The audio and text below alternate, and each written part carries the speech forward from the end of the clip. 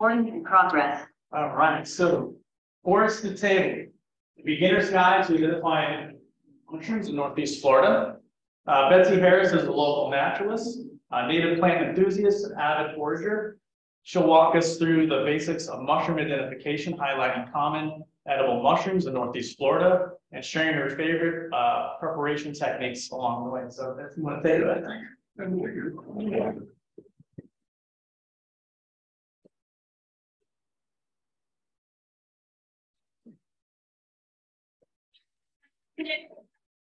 Yeah, well, thank you all so much for coming out.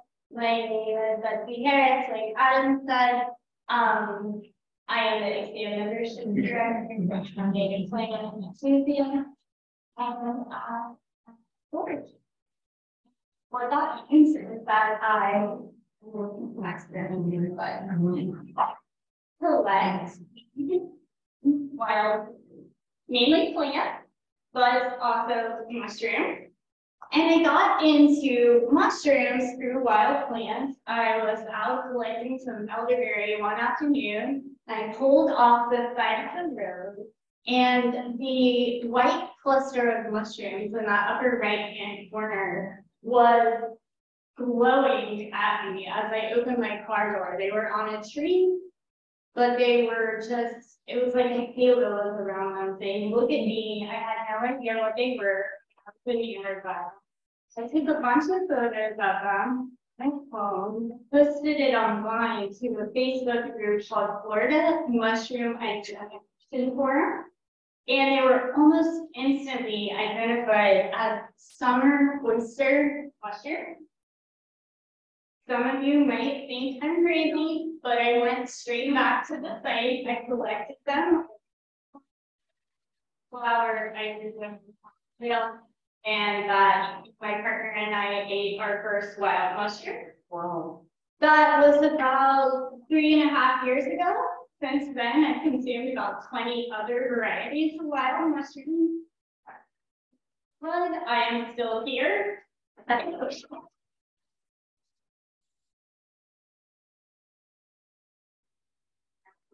from the wild mushroom and 21 different varieties. What I want to share with you all tonight are the basic identification factors, how to get started if you want to buy mushrooms and perhaps consume them. But my focus, because I'm a forager, is going to be on edible mushrooms. There are thousands of mushrooms in the world, perhaps there's tens of thousands. I walk past the vast majority of them. I am looking for very distinct features. And you might tell from this photograph, featured here is edible. Many of our wild mushrooms are kind of crazy. They are bright orange, purple, they might have blue bills. They might have a shaggy cap or look like a burnt marshmallow. They might have teeth. That's it. No worries, I'm not. My slides, I'll try to get back on track. These are some of the edible mushrooms that I have found locally. They're kind of wild looking, and yes, some of them even have teeth. I'm not moving again. I know. What's going on here? I'm not moving. What is the tooth going? The next one. The next guy. That's Try this. You have a corner?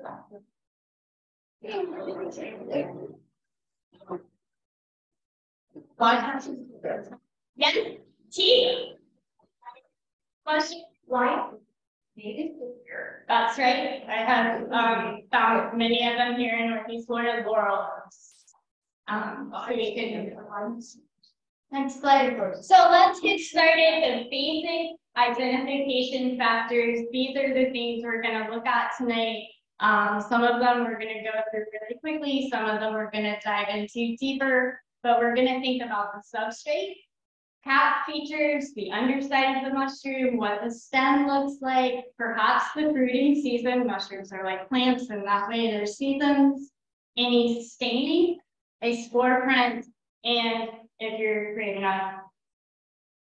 Okay. All right, substrate. Mushrooms do not make their own nutrients.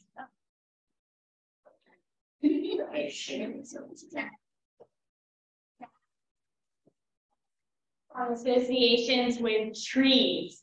What substrate is it? Substrate, what is the name? What is growing on a tree? Or is it growing on the ground? And if it is growing on the ground, what trees are around it? Because it is depending on a tree somewhere nearby.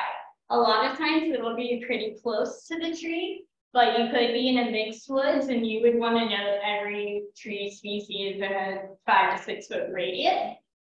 Okay. Here is my first foraging tip. I already gave it out. Learn a few of your basic tree species, especially hardwoods. And then you will start to actually hunt for mushrooms instead of randomly walking around and wondering what you might come across. The mushroom in the photo, that's chicken of the woods. It's one of my favorites.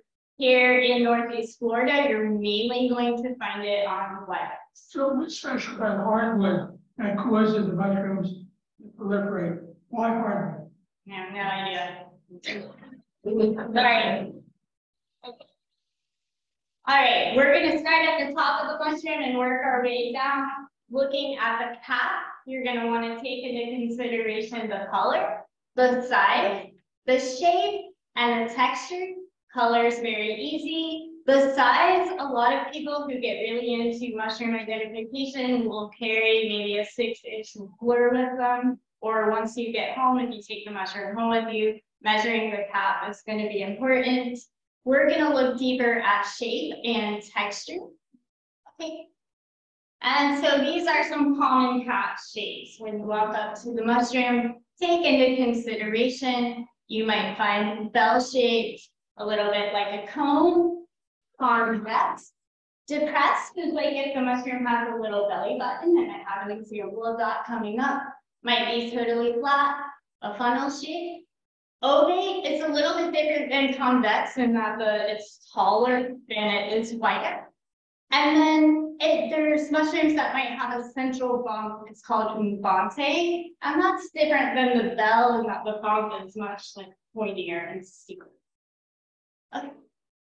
I have a couple of examples. I don't have examples of every one, but flat.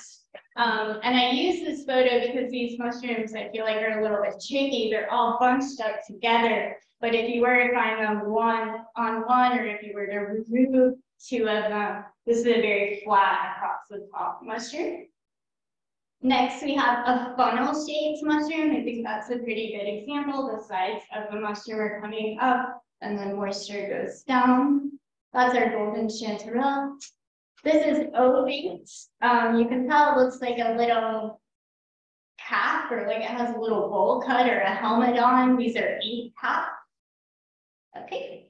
And then finally, this is our depressed mushroom with a little belly button in the center. I'm going to talk about this particular mushroom a lot tonight because they are fruiting right now, and you're here to find them in your yard, or maybe if you go walk in the woods. All right, we're going to go on to texture. Once you look at the shape of the cap, take a look at the texture. It could be hairy, it could have scales or wood. It could be completely smooth, or it could have a slightly velvety surface to it. Cap is sort of a summary: color, shape, size, and texture. We're going to move down the mushroom to the under surface. And most of the time, if you're very familiar with the sword mushrooms, of course, they have gills, and you might think that's the most common. But when you take a mushroom, pick it up, and flip it over, you might be surprised how you find underneath. You might find gills, but you might also find ridges. You might see those teeth. Or very commonly, you might also find pores. We're going to take a closer look at each one because the undersurface is one of the main identification factors. If you get a mushroom guidebook or at least a field guide, there's usually divided into what the arms. We'll start with gills. You want to take into consideration crowding, color, how the gills attach to the stem of the mushroom, and any bruising, latex, or staining. Mushroom gills can come in a wide variety of colors. These are some of the ones that I found. Cream and white and off-white are most common, but you can get purple and blue and that sort of rainbow effect there, and you can get every color. You're next going to want to look at how closely the gills are to each other. You're going to find mushrooms where the gills are very wide, and you're going to find mushrooms where the gills are so crowded that they're touching each other and they even like start to wave and stuff because they're really wedged in that way. And then this part gets kind of fun. Bruising, latex, or staining, and I know my friend Jamie in the back was like never going to eat a blue mushroom. And I wanted to use this as an example. Both mushrooms featured here are in a group called milk caps. And if you were to run the tip of your nail or maybe the tip of a little pocket knife across the gill, they will start to ooze a latex. Sometimes the latex is colored, like the blue one, and sometimes like on the right, it's just white. So what's bruising? What's bruising? If it did not have a liquid, but it changed colors. So if you rubbed your finger across the gill, they might change colors, just like if you were to hit yourself and get a bruise. Okay. And then finally, this gets a little bit like this, you're really getting into it, but how the gills attach to the stipe. And what I just want to point out is, are the gills very close to the stipe? Do they touch it? Are they very far away from it? Or do they even start to come down the stipe? And these types of graphs are all over the internet. So if you want to know these terms or more about them, just Google mushroom gill attachment. And you'll see them. All right, we're going to dive into edible gill mushrooms. These are just a few that I have found and cooked. We'll start, I think I start with the milk cap. You can go ahead. All right, yes. So the milk cap, this one's called, I call it peaches and cream. That's how it was introduced to me. It's the mushroom with the little belly button. Have an example up here. Well, we can look at it later. It has a peach cap, a yellow stem. It secretes that white latex. If you were to taste the latex, it doesn't taste like anything. But this mushroom, I got it in my front yard. If you have any oak trees, look underneath them. That's probably there right now. It's a fine eating mushroom. It tastes nice. And I used it in this particular instance to make like a little mushroom pie.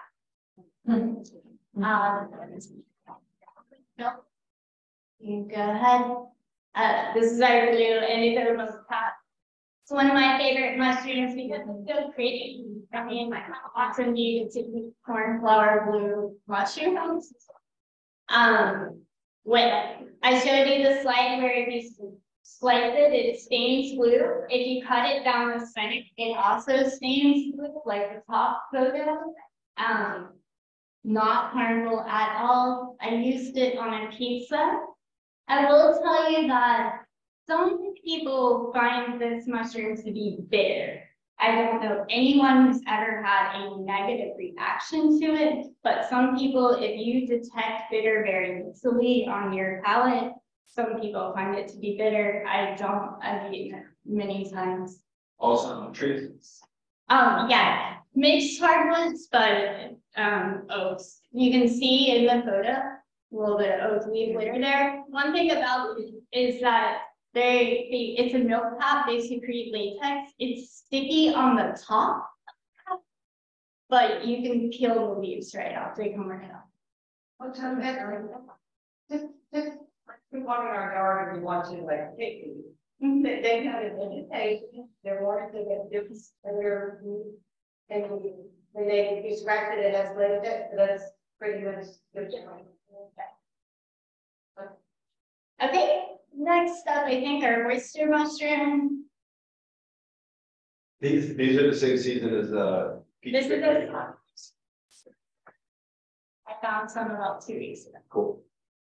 Oyster mushrooms, this is a very common mushroom. This is actually the winter species. And so you can find oysters year round. There's a summer species and a winter species. You're going to want to look by water.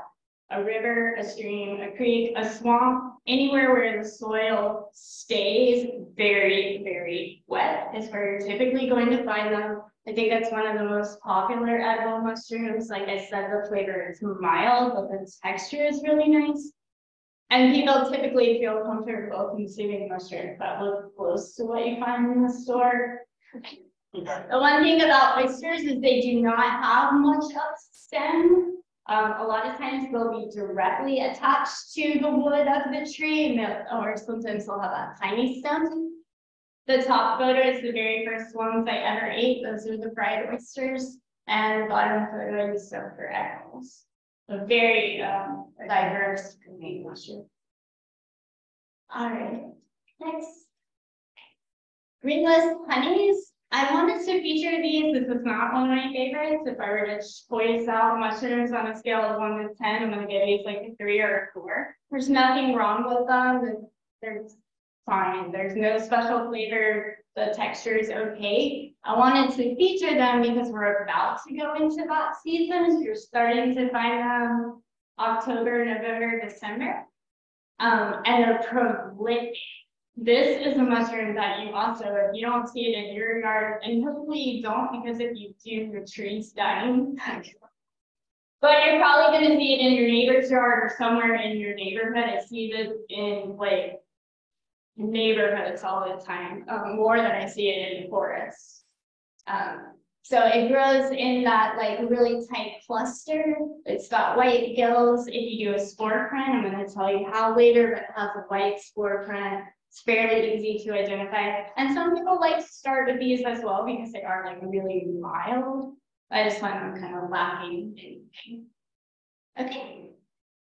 And then finally, these are the last of the edible gill mushrooms I wanted to talk about. The mushroom on the left is one of my personal favorites. That's the bluet, Lepista nuda. That is a delicious mushroom. You're going to want to look for them in December, January, wintertime, cooler months. And then the mushroom on the right is a deer mushroom. I put it up there because I find a lot of them, like hundreds and hundreds of them. And I personally think they taste like dirt. I tried places myself. They're also really brittle. When they don't cook well, it's kind of break. So just not very pleasant, but you're going to see a lot of them if we start for mushrooms. So those are gill mushrooms. We're going to go on to pores. This guy is smiling at you. With pores, a lot like gills, you're going to want to look at the color. Does it bruise? Does it stain? How big are the pores? And perhaps if you really get into mushroom identification, the shape of the pores, and oftentimes for that you need to put it under a microscope.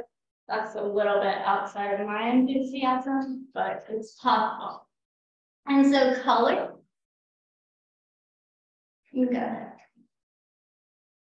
Pore color, you can find same, like a really wide variety. I typically find oranges, yellows, white, creams, off-whites.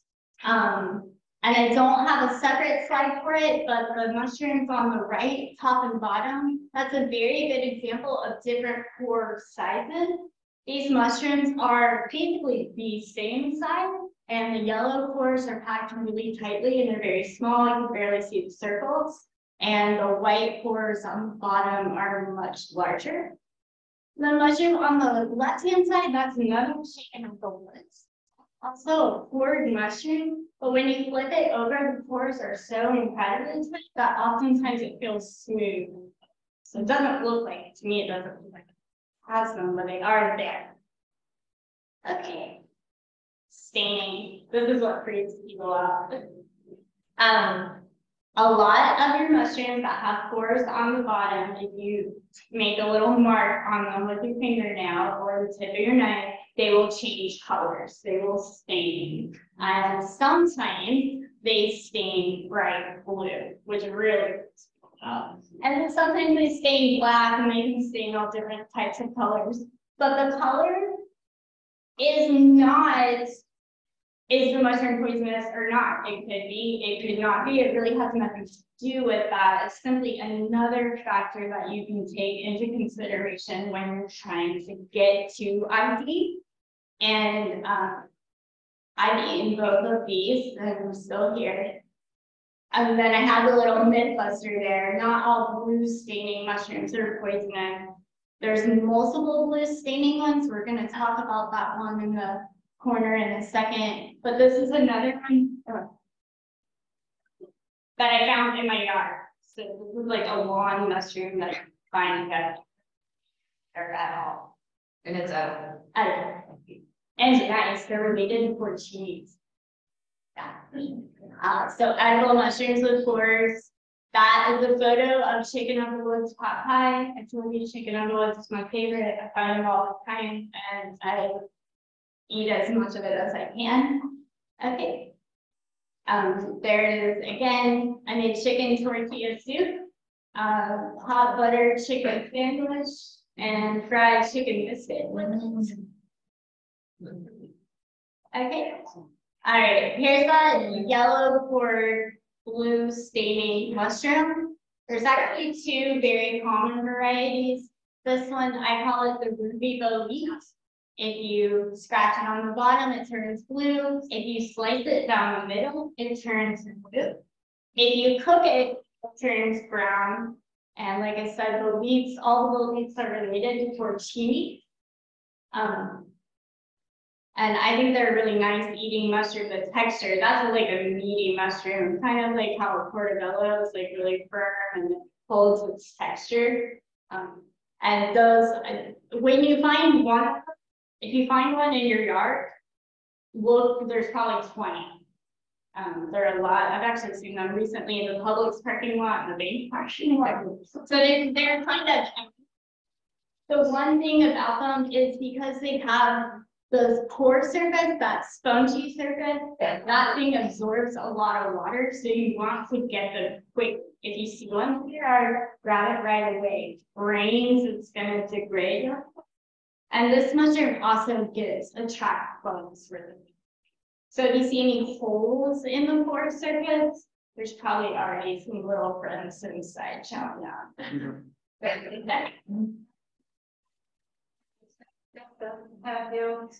No, it does not have gills. It has pores. It has like a little sponge surface on the bottom. I have an example. You can come up with that. A couple more mushrooms with pores.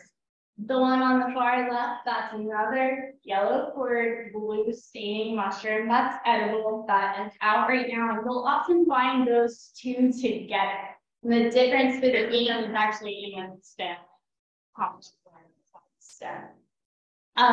The mushroom in the middle, that's your turkey tail mushroom, which has a lot of folklore and a lot of, natural health information floating around out there.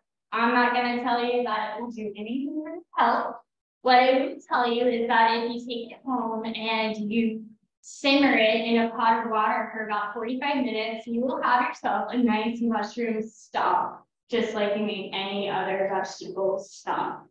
And then finally, the burnt marshmallow looking mushroom. His more widely known name is the old man of the woods. I have no idea where that came from, but he is also related to porcinians, and it's a very good edible mushroom. Pretty hard to confuse it with anything else. That's a very tab. It has those black little points on it. It's got the white pores. It stains black.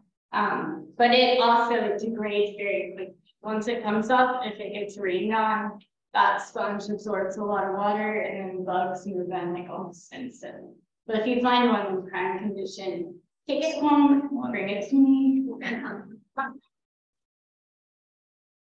moving on to our two mushrooms. I only have two to talk about, but they're both very much worth talking about. With teeth, some people call them spines. I think teeth is more fun. Take into consideration color, length, and then how crowded the teeth are, just like the gills. Is there no space between them? Are they highly bunched up together? We're gonna look first at the lion's mane mushroom. You can go ahead. All right, that's our uneven tooth fungus. This fungus is found here in Northeast Florida. It requires cold temperatures. So start looking after the first real dip in the temperatures, late November, December, January. And when you find them, some people say that they fruit in lions' dens. If you find one, there's another one around really close nearby most of the time. And sometimes there's 4 or 5 or 6 around. Go on to my next slide. All right. The reason that people really like these mushrooms, they taste like crab meat.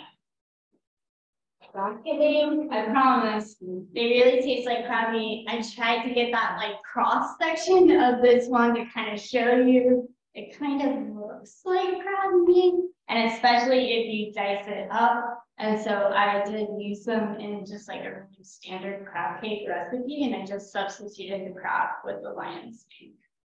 And I don't think that there's anything that you could possibly mistake it for. If you look at how fine the teeth are and the fact that it has no, it is the whole mushroom is those very fine teeth. It's incredibly soft to the touch. What's its substrate most time? Coral. That's hard, I know a lot. Okay, and then the hedgehog. This is another mushroom that is like, if you find them 10 out of 10 edibility. When this is a winter fruiting mushroom, it doesn't look like it much in this picture, but from the cap, it kind of looks like a chanterelle, and actually in the same family, even though they have different undersurfaces.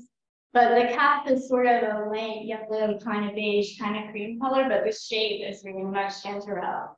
And if you do find these, drop a pen or make the GPS coordinates, put it in your phone, because I have found these in the same exact spot for the last 3 years, literally to the GPS point. And it's a fine edible mushroom, also a very meaty, very reminiscent of like portobello or something nice that you'd like to eat. Okay.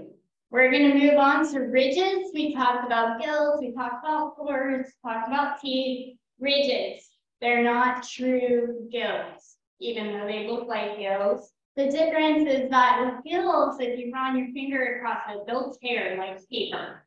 These are kind of firm. They don't actually move very much. And they also are often forked or cross-veined. You'll see them going down, but also going across. You go to the next slide, and actually the next one, sorry. They mainly belong to a group of mushrooms called chanterelles. There are a lot of different species of chanterelles. There's probably at least 4 different species here in Northeast Florida. All of them are edible. So if you find these nice yellow mushrooms with ridges and not gills, they usually have, as an example, they usually have a little bit of an apricot or slightly sweet smell to them. Choice edible mushroom, like 9 out of 10, 10 out of 10. And this is sort of a mix. You'll find them in hardwoods, but you can also find them under pines as well. Found them in every type of any sort of dense tree, leaf litter, or pine straw.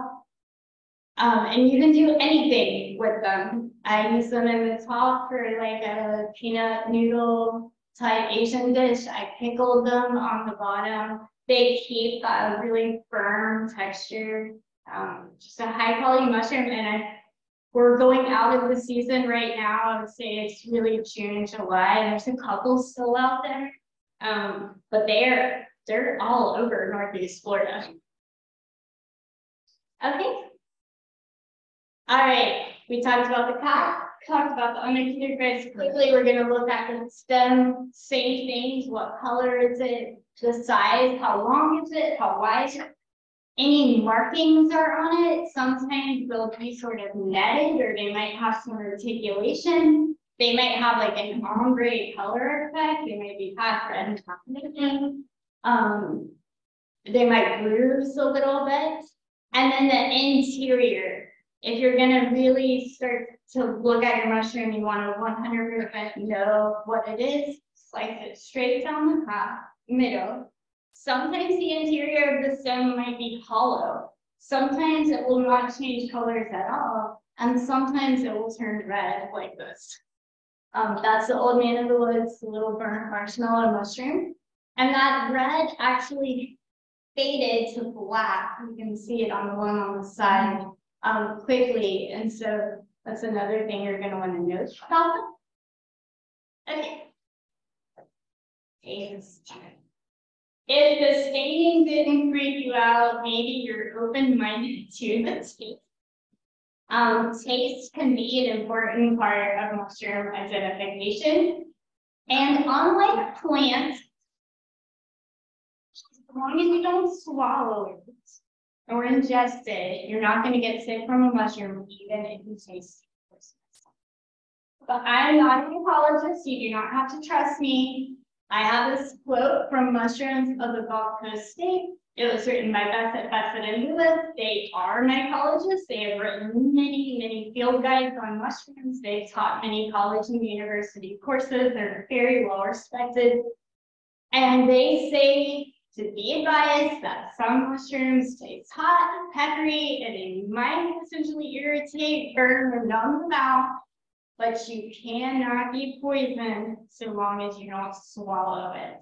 And so, to taste the mushroom, pinch off a little tiny tip, stick it in your mouth, chew it for 15 seconds, note any flavors, and then spit it out.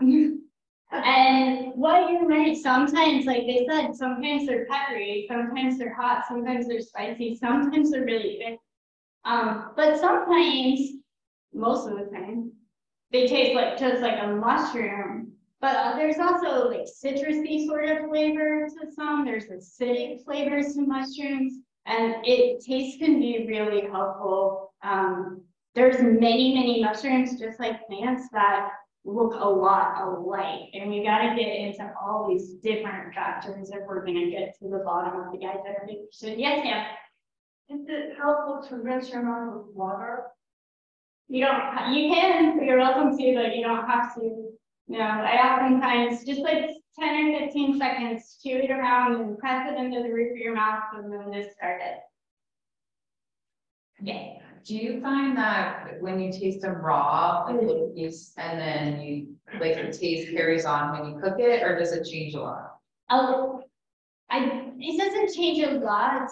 A lot of that, if you find one that is spicy, peppery, fiery, most of the time those are not edible. But if you were to cook them, that's it. You taste spice, it's gonna stay white. Next, I think is the spore prints. Are you ready? Yes. Okay. If you're not comfortable tasting the mushroom, you might be mushroom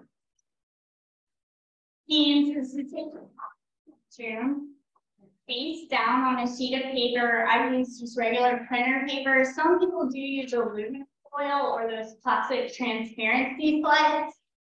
Place it face down, put a glass or a jar over top of it so that there's no draft, and then leave it for several hours. I said 8, you could do a minimum of 4. I typically do it overnight. And then once the time period is up, pick it up. And you're gonna have some type of print where the spores have dropped straight down onto the paper. Oftentimes the print is white. That's why people sometimes will use plastic or aluminum foil. I wanted to use this particular mushroom. I mentioned this is the only poisonous mushroom I'm going to talk about. I'm going to talk about it further, but I wanted to use this one because it makes a green spore print. It's very weird. But you can do a spore print, and if you look through a field guide or you look online to ID your mushroom, it's one of the things that they're gonna ask, what color is spore print? Okay. The only poisonous mushroom I'm gonna talk about, I wanted to include it, I wanted to use it for the sport because it's green. And I wanted to include it because they are fruiting right now. I actually saw some on Riverside Avenue while I was driving in here. But I see them in people's yards. I see them all over the place. Chlorophyllum mobidites. And this is, I think it's the #1 mushroom in mushroom poisoning. It won't kill you, but it will make you puke your guts out. It's a very prolific. And if you take a look at our substrate here, you might notice that there's not any leaves. This mushroom comes up in St. Augustine grass. If you have a typical lawn, you are likely to find this guy. And because he's white on the cap, a lot of people think this looks like a nice, safe mushroom. Remember, it's easier to identify those brightly colored mushrooms, orange, blue, purple. I actually, except for oysters and lion's mane, I stay away from all white mushrooms. But this guy's out there right now. They're the ones that they fruit in those fairy roots. You'll see them in circles in your lawn.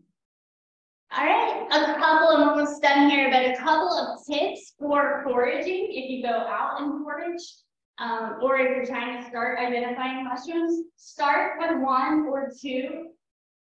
Learn them slowly. If you go out on a hike and you pick up every mushroom that you see and you take it home with you, you're never gonna get through them all. You're not gonna remember all the features that we talked about. You're not gonna remember what tree it was by or what it looked like when you first picked it. Start with 1 or 2. Take a lot of pictures in the field. Take a picture of the mushroom before you pick it, and then take a picture of all the identification factors. So the cap, the undersurface, the stem, and like sort of the ground around it or the tree that it's on, because that's going to help with identification.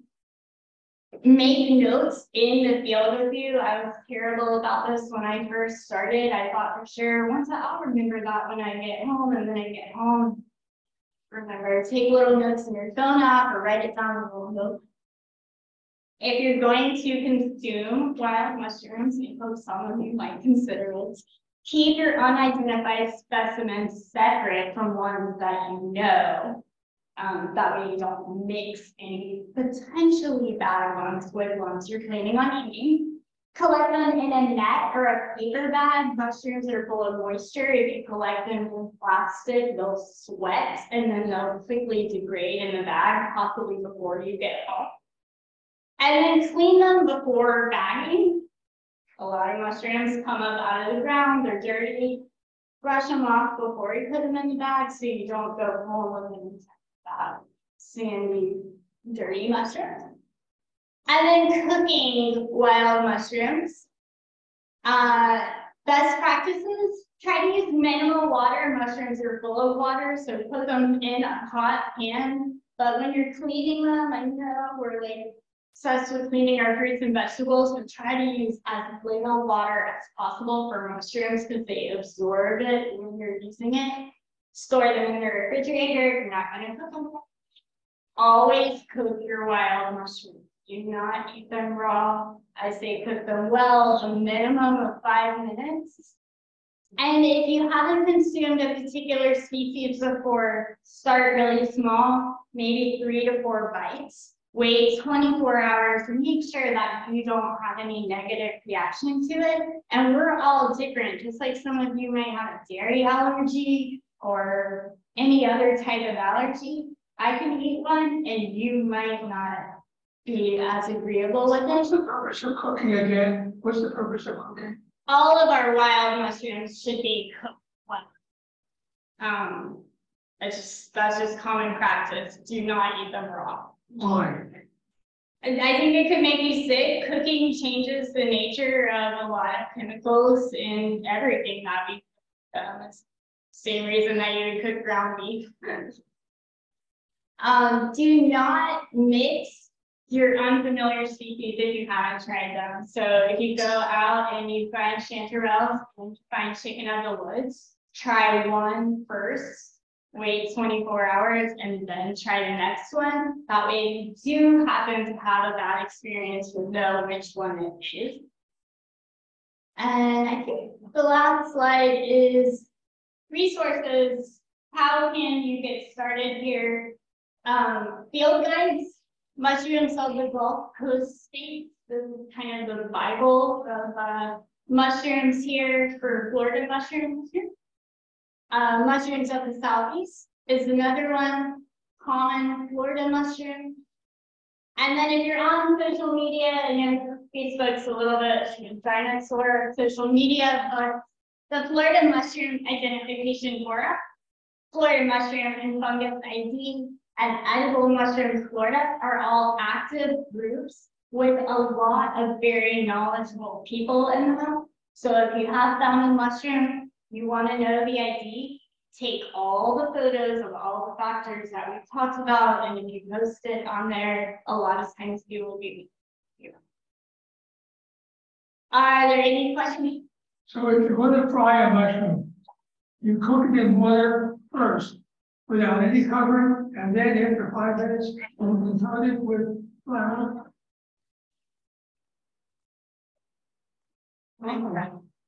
But then, but you say you should. Trying is to me. Yeah, but you said the purpose of cooking in water was to get rid of anything that could be. No, just cook it at all, whether you fry it in oil or however you cook it. Just however you cook it well. And little water.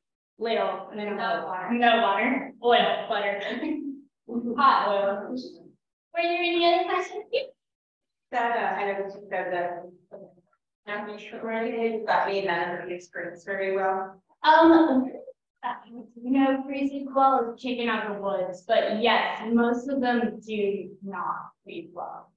If you are going to cook them, it's recommended freeze them, do that, cook it, and then don't freeze it fresh. You can dry them. You can dry them. I harvested some lion's mane, but then I stored it in the fridge because I couldn't cook it, and then I was like, how? That did it look like how it looked? Is there? Yeah, I your vegetables, I would say, green and like, same as long as it hadn't changed, if it hadn't turned colors, if it hadn't gotten slimy or moldy. Me personally, like 3, but if 5 days, if it well. Could you present these specimens? I found these today. These They're just reading drawings. I just wanted to show people that I found them in my yard today. So, along to the same thing as.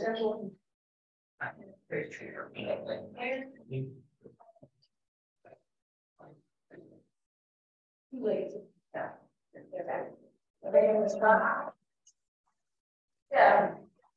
No, they won't dry, they like mold, or they sort of turn into like a mushy slime. They get buggy. They like bugs love mushrooms.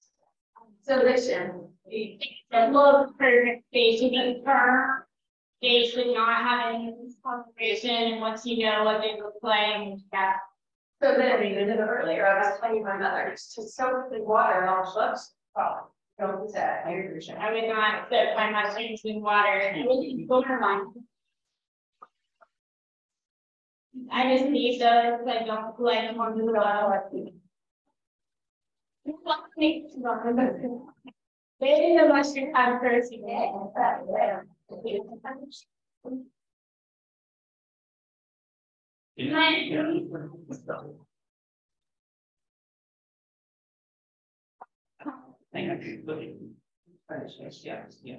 So the turkey one, you said you stopped with it. Yeah, You cook that any other way or? no, if you notice the texture, I used it in the texture system, that has a really velvety texture to it. That's a really leathery mushroom or sort of like, you wouldn't want to chew on it. And if you get felt it in your hand, you know, it's just a hard, like, almost like leather, like you would visual.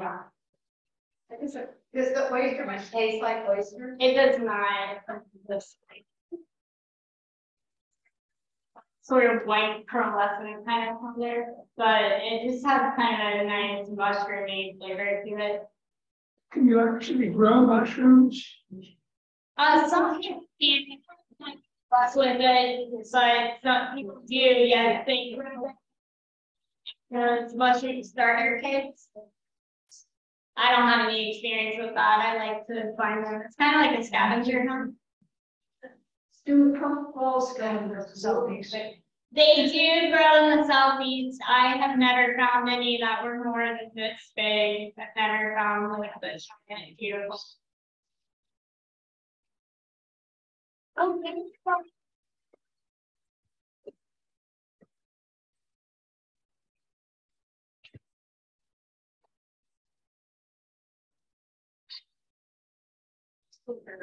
Beautiful photography. Go to Ixia's Instagram page, because she posts a lot and they're just beautiful. So I just. What is your day-to-day activity?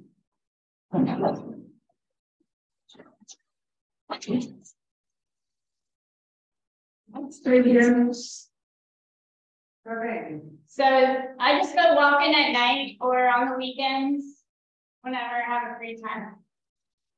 What does the fluid taste like? You know, it's nice, meaty sort of flavor texture to it. I don't know, it tastes like good. The different flavors than the usual, like, say, portobello or chanterelle, does it have like a unique flavor? Or I would think like the blue would have, because I haven't tried it yet. No, I wouldn't call it particularly. You know, a lot of times with the edible mushrooms, it's more about texture, I think, than flavor. Sometimes like chanterelles are very colorful and the lion's mane tastes like a cow, but a lot of the guild mushrooms, it's more about texture. One thing with the fluids you might know is there is a fluid lookalike.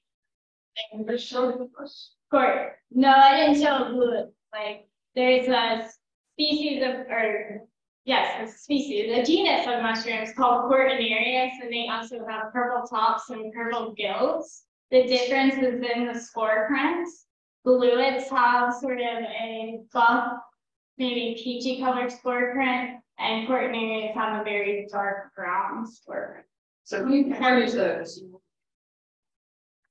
Well, you know, the reason I know well enough is because of the dark brown spore mushrooms, the Cortinarius, they'll drop their spores early and you can see them on the stem of the mushroom. So if you pick up a purple mushroom and it has any brown, either on the gills or on the stem, it's not a fluid. And those that are kind of poisonous. Yes. Cortinarius is kind of slimy too. A little bit of plain.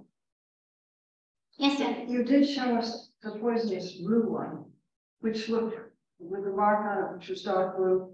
It looked very. Yeah. That's an indigo milk top. There was one that you showed us that was. One big spore print of white with the green. Yeah, the barometer. Yeah, that's the way. Why? I became interested in mushrooms because I was interested in foraging. I became interested in foraging because I'm really bad at gardening.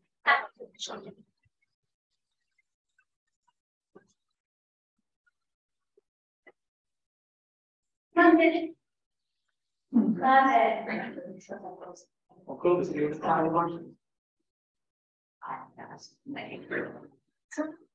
Yeah, let's do this.